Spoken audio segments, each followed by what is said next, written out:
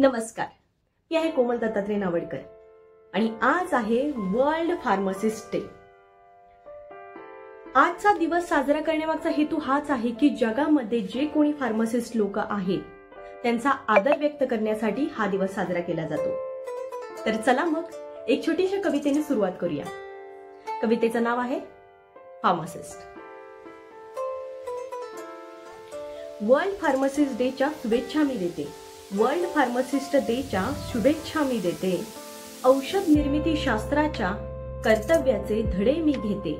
प्रत्येक रोगाचे मेडिसिन हे आमच्या शास्त्रात असते, आमच्या शास्त्रात असते।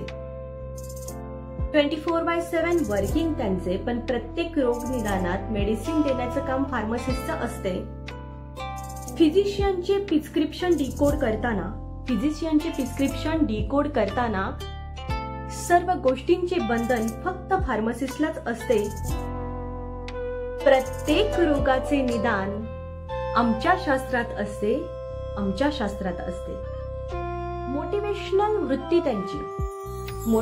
वृत्ती त्यांची विदाउट फी कन्सल्टिंग पण फार्मासिस्ट करते। त्यांचे जेवढे महान कार्य, त्यांचे जेवढे महान वृत्तीही तेवढी प्रेमळ असते। प्रत्येक रोगाचे मेडिसिन हे आमच्याकडे असते, प्रत्येक रोगाचे मेडिसिन हे आमच्याकडे असते। त्याला कर्तव्याची जोड मिळून एक फार्मसी तयार होत असते। त्याला कर्तव्याची जोड मिळून, कष्टाला कर्तव्याची जोड मिळून औषध निर्माता तयार होत असे।